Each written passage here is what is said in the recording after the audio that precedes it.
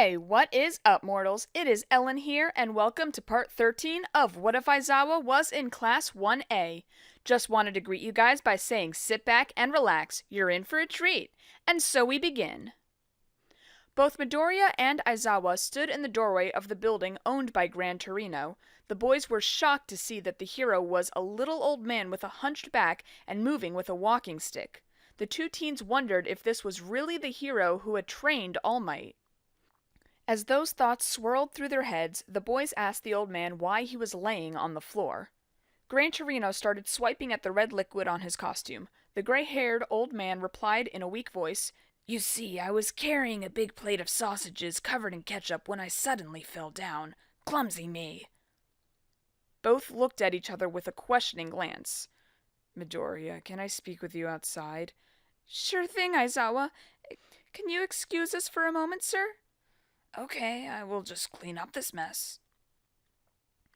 Aizawa and Midoriya sat their costume cases down in the main room of the building. Both teens then went out onto the front stoop. "This man is in no condition to train us." "I know. Since he trained All Might, I figured he had to be old, but this guy is out of his mind. I better call All Might and let him know the condition this guy is in."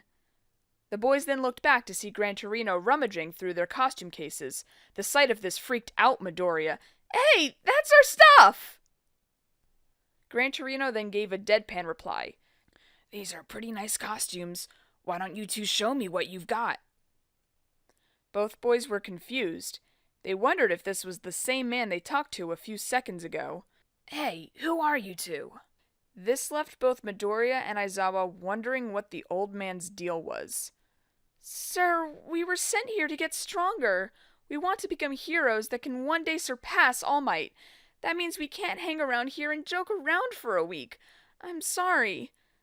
"That goes double for me." Gran Torino then stood up. "As I thought." The silver-haired man then took a deep breath and jumped up with impressive force. He zipped around the room like a deranged housefly.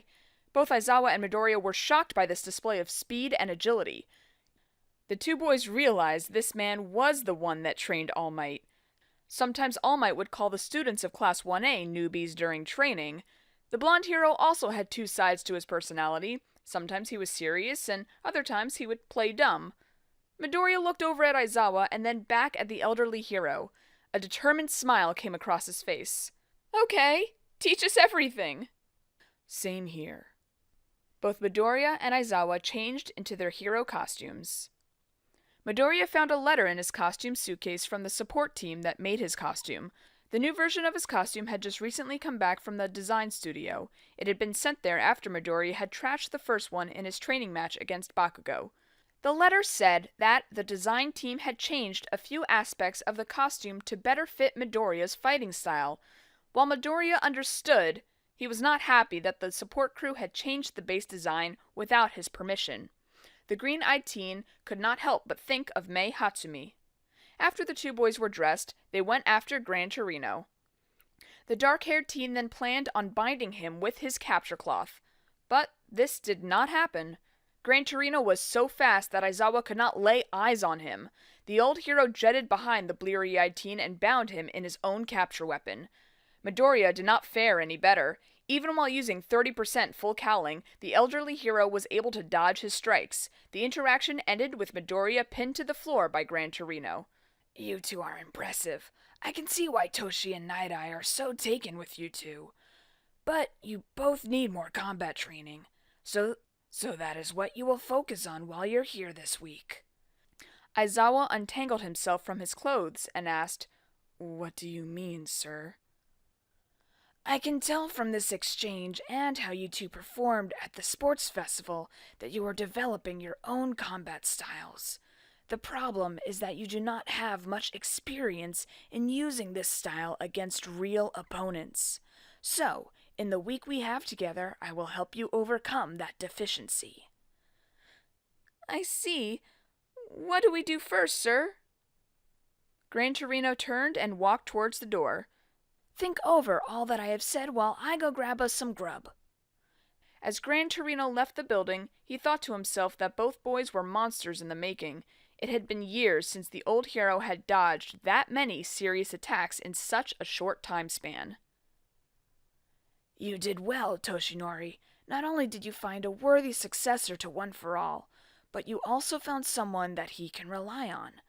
These two might just outshine you, All Might. The next day, Gran Torino was putting both boys through a punishing sparring session. After both boys were dizzy and tired from being pummeled from every direction, Gran Torino made an announcement. That is enough for today. Midoriya got a panicked look on his face. No, please let us go more!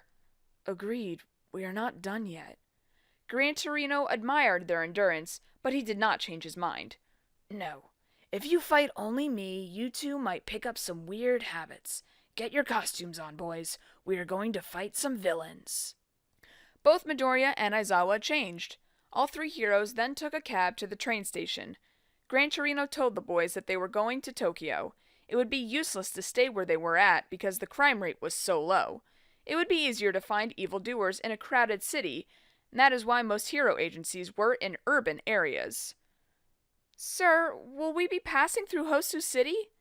Yeah, that is right. Midoriya then texted Ida to tell the blue-haired boy of their route. After a few minutes, Midoriya got worried because Ida had not replied. Normally, the bespectacled teen never let a message go unanswered for more than a minute. Aizawa saw the look on Midoriya's face. You are worried about Ida. How did you know? Because I have been worried about him too, since our exchange in the train station. Me too.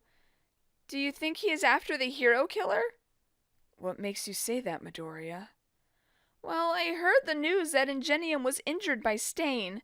Then I heard that Ida took an internship at a low-level agency run by the normal hero Manuel in Hosu City. The place's brother was attacked. I thought the same thing. Let's hope that Ida has not lost his level head. As Aizawa finished his statement, the side of their train was ripped open. Laying on the floor of the train car with blood covering his head was a hero with a puffy coat. Then a monster with pale blue skin and an exposed brain ripped his way into the car. A short time before, Kurogiri and Tomura Shigaraki stood on top after the hero killer had leaped off to claim the life of another hero imposter. Shigaraki was becoming more agitated by the moment. I hate that hero killer. He is so high and mighty, but he is wasting his time focusing on a small stage. You should not mock his methods. In every city that Stain has appeared in, the crime rates have dropped. Whether this is out of fear or because the heroes become more aware of their failings is unknown. But the truth is that his does bring change. Oh, isn't that wonderful? I guess you could say the hero killer is really a hero breeder. Shigaraki then took on a more serious and deranged tone. It just won't work. We can't agree on a basic level. Kurogiri, let out the Nomus. Shigaraki recalled a conversation he had with All for One. The palmed-faced villain had asked the Lord of Evil if any more Nomu had been completed. All for One replied that he had adjusted the behavior of 8 of them, but they were nowhere as strong as the USJ Nomu. Shigaraki asked All for One for these Nomus. All for One agreed, but only gave Shigaraki 3. Shigaraki stood on the rooftop cackling. You are finished, hero killer. Come tomorrow morning, people will forget that you ever existed. Back on the train, Gran Torino jetted into action when the Nomu broke its way into the train. You boys stay here. I will take care of this. The elderly hero delivered a swift kick to Nomu's head. Gran Torino then grabbed the creature and jetted off into the distance. Aizawa and Midoriya stood by the hole. The two could see a massive fire and many panicking citizens below. Aizawa looked over at Midoriya. The dark-haired boy knew his friend would not remain on the sidelines like Gran Torino told them. Let's go, Izuku. Really, Shota? Even if I told you to stay put, you would still go. So the only rational thing for me to do is follow you and keep you out of trouble. Both boys leaped from the train and ran toward the danger. Since both boys were very quick on their feet, they arrived at the site of a big fire. The boys almost did not believe their eyes. The area was a scene out of a disaster movie. Cars, Lampposts and entire sections of sidewalk had either been destroyed or reduced to rubble. 2 large Nomu were running rampant. Many heroes were fighting the beasts, but having no luck against the brain-headed Goliaths. As the boys surveyed the scene, they heard a voice yell, "Tenya! Where are you, Tenya?" Aizawa saw the man that the voice belonged to. He knew who the hero was. The terrible picture formed in the dark-haired boy's keen mind. Midoriya, what we feared may have come to pass. Aizawa looked at Midoriya, and both boys understood what needed to happen. Midoriya ran off to find Ida, and Aizawa went to help the heroes. The bleary-eyed teen also planned to get the pro-heroes' help once Midoriya found Ida. Midoriya used his 20% full cowling to search the back alleys of Hosu. After several minutes of running, Midoriya found Ida. The blue-haired boy was pinned to the ground by the hero killer. The bandana-clad man found a katana raised over Ida and was bringing it down to finish the bespectacled teen off. Midoriya wasted no time. The green teen rushed in and delivered a smash to Stain's face. This caused Stain to retreat further into the alley. Midoriya, what are you doing here? Don't worry, Ida. I came to save you. So your friend came to save you, Ingenium. It seems he is more heroic than you. Midoriya quickly grabbed his phone and hit a button. This sent his location to all his contacts. He meant to send it to only Aizawa, but he did not have time for that kind of precision. Midoriya noticed that there was another hero on the ground across the way from Ida in the alley. Midoriya believed his name was Native. The man had several stab wounds and was not moving. Get up, Ida! Get to the street, hurry! I can't move. Ever since that monster cut me, I haven't been able to move. When Midoriya heard that, he knew he was screwed. Midoriya and Ida could have worked together to get the injured hero to safety. Midoriya knew there was no way he could fend off the hero killer while dragging 2 people. Midoriya knew he had to fight, and he had to make sure he was not cut. If he did get cut, then he and the other 2 would be at the mercy of Stain. Stain attacked the emerald-eyed boy with his katanas. The red-eyed man slashed at the green teen with a flurry of attack. Midoriya dodged these attacks with ease. His time training under Gran Torino had helped him to track Stain's movements. The man was crazed and probably a lunatic, but he was fast. Midoriya dodged a large swiping slash with a jump. The green teen bounced off the wall of the alley and delivered a powerful smash to Stain's head. Midoriya was overjoyed at how well he was doing so far, but that feeling ended when Midoriya suddenly found himself on the ground, unable to move. Midoriya looked over at the hero killer. The wild-haired man was licking one of his blades. Midoriya noticed that the blade had a small amount of blood on it. He then noticed he had a small scratch on his arm. The green teen knew that Stain's quirk was not activated by cutting his enemy, but by their blood. You fight well for a kid. You came to save your friend and managed to make a flashy entrance. I think you are worthy of staying alive, but your friend must die. So just relax while I finish these 2 off. As Stain walked toward Ida, a blast of fire ripped through the alley. Stain dodged the blast with no problem. Ida was safe again, for the moment. The bicolor teen was holding his phone toward the greenette. But then, I knew you were not the kind to send cryptic messages for no reason. Midoriya was thankful to see Todoroki, but the green-eyed teen was surprised to see that Todoroki was using his flames. So many interruptions tonight. Watch out, Todoroki! Don't let him get your blood! If he does, you will be paralyzed like us! Todoroki slipped his phone into his back pocket. A villain that uses people's blood to render them immobile. That explains the blades. As the dual-color teen said that, Stain threw one of his daggers and cut Todoroki's face. Stain ran at Todoroki.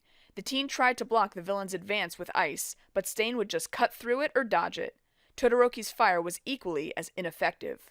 The teen was on the defensive in this battle.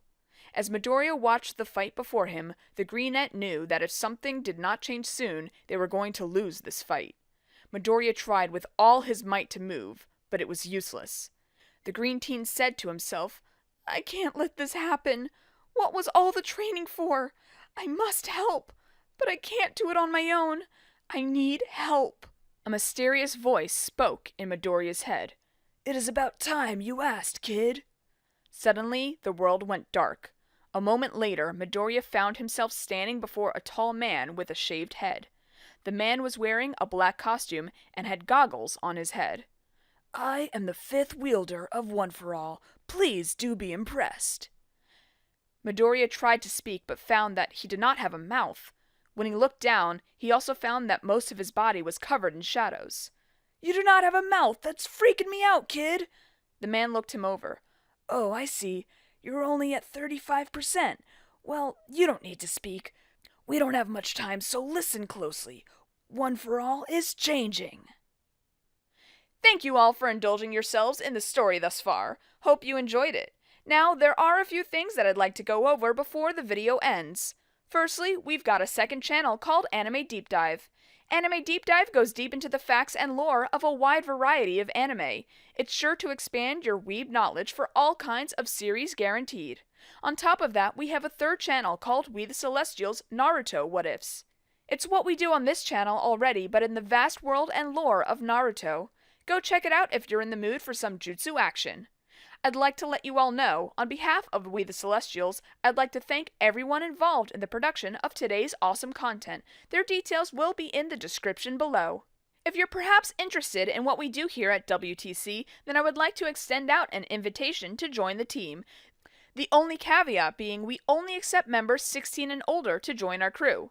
You can find us on our Discord, which you can locate in the description below. Our Discord is an all-around fantastic place to be, whether you're a fan or looking to join our band of misfits. All you gotta do is hit up the recruitment server and sign up for whichever category of work that fulfills your interests. We're always looking for members to join us. Well, that's it from us for today's video, so thank you all for watching and have a great day.